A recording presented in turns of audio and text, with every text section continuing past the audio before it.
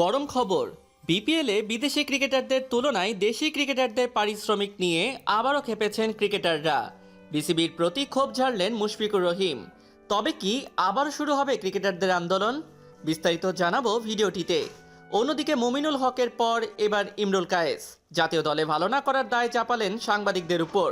বিপরীতে খেপেছে সাংবাদিকরাও। এ বিষয়েও অবাক করা বিস্তারিত থাকছে আজকের আলোচনায়। এদিকে ঢাকায় এসেই জ্বরে আক্রান্ত হলেন আফ্রিদি। বিপিএল এর দ্বিতীয় ম্যাচে রংপুরকে উড়িয়ে দিলেন সৌম্য আলামিনরা। আজকের হাই ভোল্টেজ ম্যাচে রাজশাহীর বিপক্ষে মাঠে নামছে ঢাকা। এই সকল বিষয়ের বিস্তারিত সহ রশিদ খানকে অধিনায়ক থেকে বাদ দেবার অবিশ্বাস্য কারণ জানতে আমাদের সাথেই থাকুন। বঙ্গবন্ধু বিপিএল এর দ্বিতীয় ম্যাচে রংপুর রেঞ্জার্সকে ১০৫ রানে হারিয়েছে কুমিল্লা ওয়ারিয়র্স। কুমিল্লার দেয়া ১৭৪ রানের লক্ষ্যে খেলতে নেমে ১৪ ওভারে মাত্র ৬৮ রানে অল আউট হয় মোহাম্মদ নবীর রংপুর। রংপুরকে এত অল্প রানে গুটিয়ে দেওয়ার পেছনে মূল ভূমিকা রাখেন আলামিন হোসেন, সৌম্য সরকার এবং সানজামুল ইসলাম। জাতীয় দলের পেসার আলামিন ১৪ রান খরচায় ৩ উইকেট শিকার করেন, আর সৌম্য এবং সানজামুল ২টি করে উইকেট পান। কুমিল্লার বোলিং তোপে সেভাবে রান করতে পারেননি রংপুরের কোনো ব্যাটসম্যান। সর্বোচ্চ ১৭ রান করেন ওপেনার মোহাম্মদ নাইম, আরেক ওপেনার মোহাম্মদ সাজাদ করেন দ্বিতীয় সর্বোচ্চ ১৩ রান। এর আগে ম্যাচটির শুরুতে টস জিতে ব্যাটিং করতে নেমে অধিনায়ক দাসন সানাকার ঝোড়ো ব্যাটিংয়ে নির্ধারিত ২০ ওভারে ৭ উইকেটে ১৭৩ রান সংগ্রহ করে কুমিল্লা। মাত্র ৩১ বলে ৯টি ছক্কা এবং ৩টি চারে ৭৫ রানের বিস্ফোরক ইনিংস খেলেন শ্রীলঙ্কার এই ব্যাটসম্যান। দারুণ খেলেছেন জাতীয় দলের ব্যাটসম্যান সৌম্য সরকার এবং কুমিল্লার ইংলিশ রিক্রুট ডেভিড মালানো। ১ ছক্কা এবং ৪ চারের সাহায্যে ১৮ বলে ২৬ রান করেন সৌম্য। ২৩ বলে ৪টি চারের সাহায্যে ২৫ রান আসে মালানের ব্যাট থেকে। সানাকা ঝড়ে বল হাতে সুবিধা করতে পারেননি রংপুরের বোলাররা। ৪ ওভার বোলিং করে ২ উইকেট নিলেও সর্বোচ্চ ৩৭ রান খরচ করেছেন পেসার মুস্তাফিজুর রহমান। মুস্তাফিজ ছাড়াও ২টি করে উইকেট পান সঞ্জিত সাহা এবং লুইস গ্রেগরি। অন্যদিকে এবারের বিপিএলে বিদেশি ক্রিকেটারদের তুলনায় দেশি ক্রিকেটারদের পারিশ্রমিক নিয়ে অসন্তোষ জানিয়েছেন মুশফিকুর রহিম। বিশ্বের অন্য লিগের তুলনা টেনে বাংলাদেশের ক্রিকেটারদের বেতন বৈষম্য নিয়ে আক্ষেপ জানিয়েছেন তিনি। নতুন আদলে হওয়া এবারের বিপিএলে ক্রিকেটারদের পারিশ্রমিক ঠিক করে দিয়েছে বিসিবি।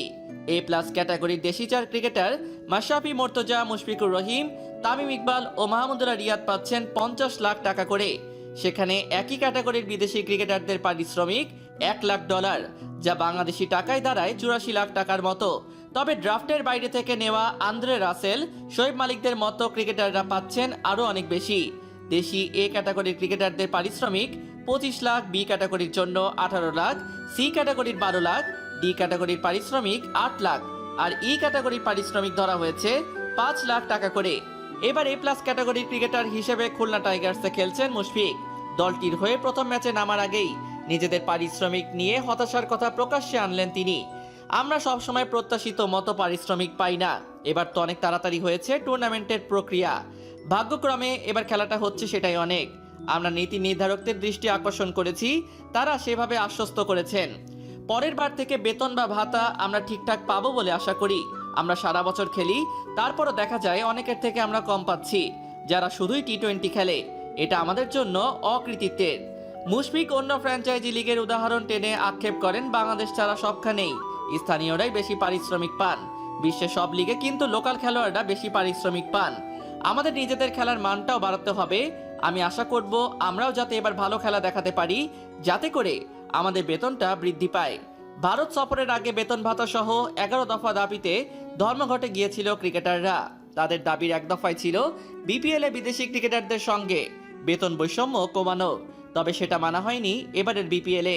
তাই চারদিকে গুঞ্জন উঠেছে আবারও ক্রিকেটারদের আন্দোলন শুরু হবে না তো। অপরদিকে ভারত সফরে টেস্ট অধিনায়ক মুমিনুল হকের পর এবার ইমরুল কায়েস তার ঘরোয়া পর্যায়ে পারফরম্যান্স জাতীয় দলে অনুদিত না হওয়ার পেছনেও সাংবাদিকদের প্রশ্নের দায় রেখেছেন। বিপিএল এর উদ্বোধনী ম্যাচে হেসেছে ইমরুলের ব্যাট, আর ৩৮ বলে ৬১ রানের ইনিংসের উপর ভর করেই সিলেট থান্ডারকে ৫ উইকেটে হারায় চট্টগ্রাম চ্যালেঞ্জার্স। এদিন ইমরুল ৪ নম্বরে নেমে খেলেছেন দৃষ্টিনন্দন সব শট। দাপট দেখিয়ে চাপের মধ্যে থাকা দলকে জিতিয়েছেন অনায়াসে। ৬৪ রানে ৪ উইকেট হারানোর পরও তার ব্যাটে ১৬৩ রান তাড়া করে জেতে চট্টগ্রাম। অথচ বিপিএলের ঠিক আগে ভারত সফরের চিত্র ছিল ভিন্ন। টেস্ট খেলতে যাওয়া ইমরুল পুরো সিরিজে ঢুকেছেন। ২ টেস্টে ৪ ইনিংসে মোটে করতে পেরেছিলেন ২১ রান। কোনো ইনিংসে যেতে পারেননি ২ অঙ্কে। শুধু তাই নয়, ভারতে তার ব্যাটিংয়ের ধরনও ছিল দৃষ্টিকটু। ওপেন করতে নেমে আউট হওয়ার আগে কাঁপাকাঁপি করেছেন তিনি। আবার ভারত সফরের আগেও জাতীয় লিগে ডাবল সেঞ্চুরি এসেছে তার ব্যাটে। ঘরোয়া পর্যায়ে যে ছন্দে খেলেন জাতীয় দলে কেন তা থাকে না? ম্যাচ সেরা হয়ে আসা ইমরুলকে এক সাংবাদিকদের প্রশ্ন ছিল এমনই। জবাবে ইমরুল দায় দিলেন সাংবাদিকদের এমন প্রশ্নেরই। আপনাদের এই বলাটার জন্য আমি ফর্ম থেকে হারিয়ে যাচ্ছি, ফর্মে থাকতে থাকতে আমি ফর্ম থেকে হারিয়ে যাই। জাতীয় দলে রান না পাওয়ার পেছনে অবশ্য পরে আরেক কারণ দিয়েছেন তিনি। ঘরোয়া পর্যায়ে টানা খেলার স্বাধীনতা জাতীয় দলে পাওয়া যায় না বলে ফর্ম ধরে রাখা কঠিন হয় তার জন্য। জাতীয় দলে আমরা একটা বা দুইটা ম্যাচ খেলি, টেস্ট খেলার পর টি-20 ম্যাচ খেলি। জাতীয় দলে এক ম্যাচ রান না করলে কঠিন। এখানে বিপিএলে আমি জানি সব ম্যাচ খেলবো, এই স্বাধীনতা থাকলে রান করা সহজ হয়। তবে রান না পেলে, খারাপ খেললে ওটা সমালোচনাও ইমরুল দেখেছেন স্বাভাবিকভাবে। তার মতো বিদেশ সফরে সেরা প্রস্তুতি নিয়ে না গেলে ফল ভালো করা সম্ভব না। সমালোচনা তো হবেই, মানুষ বিখ্যাত না হলে তো সমালোচনা হয় না। ভারত সিরিজে আমি খারাপ করেছি, আমি নিজেও খুব আপসেট। টেস্ট ম্যাচের প্রস্তুতি আরও ভালো হওয়া উচিত বলে আমি মনে করি। 2-4 দিনের প্রস্তুতি নিয়ে জাতীয় লিগের বোলারদের খেলে ওই পর্যায়ে ফেস করা কঠিন ভাই। এটা আমার জন্য না, দুনিয়ার বড় বড় ব্যাটসম্যানদের জন্য কঠিন। এদিকে বিপিএলের পরিচিত মুখ পাকিস্তানি অলরাউন্ডার শহীদ আফ্রিদি প্রতিবারই খেলেন কোনো না কোনো দল থেকে। ক্রিকেট খেলতে বাংলাদেশে আসা তার নিয়মিত ব্যাপার। দেশের ভক্ত সমর্থকরাও আফ্রিদিকে ভালোবাসেন চরম মাত্রায়। গ্যালারিতে তাকে ঘিরে দর্শকদের উন্মাদনার চিত্র নতুন কিছু নয়।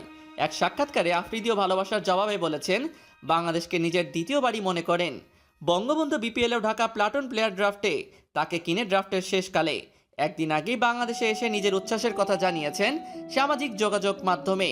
আজ থেকে বিপিএলের মাঠের লড়াই শুরু হলেও ছিল না ঢাকার ম্যাচ, তবে সকালে ছিল অনুশীলন। বাংলাদেশে এসে পৌঁছালেও আফ্রিদিকে দেখা যায়নি অনুশীলনে। প্রশ্ন জাগে কী কারণে নেই এই তারকা অলরাউন্ডার। পরে অবশ্য আফ্রিদির অনুশীলনে না থাকার বিষয়টি খোলাসা করেছেন ঢাকা প্লাটুনের ম্যানেজার আহসানুল্লাহ। মূলত জ্বরে আক্রান্ত হয়ে অনুশীলনে যোগ দিতে পারেননি এই তারকা ক্রিকেটার। বঙ্গবন্ধু বিপিএলের আসরে বেশ শক্তিশালী দল গঠন করেছে ঢাকা প্লাটুন। বিদেশি তারকা ক্রিকেটারদের মধ্যে দলটিতে আছেন থিসারা পেরেরা, শহীদ আফ্রিদি, লরি ইভান্স এবং ওয়াহাব রিয়াজরা। বাংলাদেশ জাতীয় দলের ক্রিকেটারেও সমৃদ্ধ ঢাকা প্লাটুন। মাশরাফি বিন মর্তজার নেতৃত্বাধীন দলটিতে খেলবেন তামিম ইকবাল, এনামুল হক বিজয়, মুমিনুল হক, রকিবুল হাসানদের মতো অভিজ্ঞ ক্রিকেটাররা। অভিজ্ঞ এই দল নিয়ে আজ 12 ডিসেম্বর টুর্নামেন্টের তৃতীয় ম্যাচে রাজশাহী রয়্যালসের বিপক্ষে খেলতে নামবে ঢাকা। মিরপুর শেরি বাংলা স্টেডিয়ামে বাংলাদেশ সময় দুপুর 1:30টায় শুরু হবে এই ম্যাচটি। মাশরাফিদের প্রতিপক্ষ রাজশাহী অবশ্য শক্তিমত্তায় পিছিয়ে নেই খুব একটা। ক্যারিবিয়ান তারকা অলরাউন্ডার আন্দ্রে রাসেলের কাঁধে দলটির অধিনায়কত্ব দিয়েছে টিম ম্যানেজমেন্ট।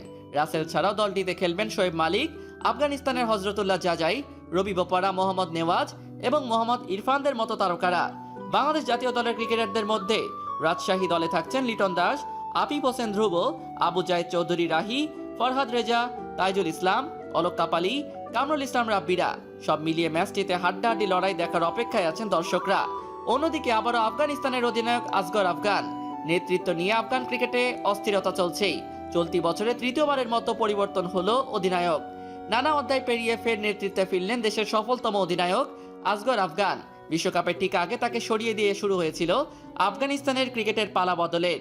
বুধবার সামাজিক যোগাযোগ মাধ্যমে প্রকাশ করা এক সংক্ষিপ্ত সংবাদ বিবৃতিতে আসগরকে আবারও দায়িত্বে ফেরানোর খবর জানায় আফগানিস্তান ক্রিকেট বোর্ড। তাতে রশিদ খানকে সরিয়ে দেওয়ার বিষয়ে কোনো নির্দিষ্ট কারণ জানানো হয়নি। এই বছরের এপ্রিলে হঠাৎ করে আসগরকে সরিয়ে প্রত্যেক সংস্করণে ভিন্ন অধিনায়ক নির্বাচন করেছিল আফগানিস্তান। টেস্ট দলের নেতৃত্ব পেয়েছিলেন রহমত শাহ, ওয়ানডে দলের দায়িত্বে গুলবদিন নাইব আর টি-20 দলের অধিনায়ক হয়েছিলেন রশিদ খান। বিশ্বকাপে 9 ম্যাচের সবগুলোতে হেরে তলানিতে থেকে আসর শেষ করে আফগানরা। গুলবদিন হারান ওয়ানডে অধিনায়কত্ব। কোনো ম্যাচে নেতৃত্ব না দিয়েই বাদ পড়েন রহমত শাহ। এর আগে 2015 বিশ্বকাপের পর মোহাম্মদ নবীকে সরিয়ে দায়িত্ব দেওয়া হয়েছিল আসগরকে। তার নেতৃত্বে 56 ওয়ানডের 31টি জিতে আফগানিস্তান টি-20 জিতে 46 ম্যাচে 37টিতেই। তার অধিনায়কত্বে নিজেদের দ্বিতীয় টেস্টে আয়ারল্যান্ডের বিপক্ষে পায় প্রথম টেস্ট জয়ের স্বাদ। এখন দেখার বিষয় দ্বিতীয়বার অধিনায়কত্ব পেয়ে কেমন করেন তিনি। প্রিয় ভিউয়ার্স, গতকাল বিপিএল এর প্রথম 2 ম্যাচে ব্রডকাস্টিং ও সাউন্ড সিস্টেম আগের থেকে বেশ ভালো লেগেছে, অনেকেই প্রশংসা করছেন। বিপিএল এর প্রথম দিনের খেলা আপনার নিকট কেমন লেগেছে কমেন্ট করে আপনার অনুভূতি জানিয়ে দিন। মতামত জানাতে একদমই ভুলবেন না। বিপিএল এ বিদেশিদের তুলনায় দেশিদের পারিশ্রমিক কম ইস্যুতেও। ভিডিওটি ভালো লেগে থাকলে অবশ্যই একটি লাইক দিন ও অনেক শেয়ার করুন। বিপিএল এর সবশেষ সকল খবরাখবর সবার আগে জানতে আমাদের চ্যানেলটি সাবস্ক্রাইব করে আমাদের সাথেই থাকুন। সবাইকে ধন্যবাদ।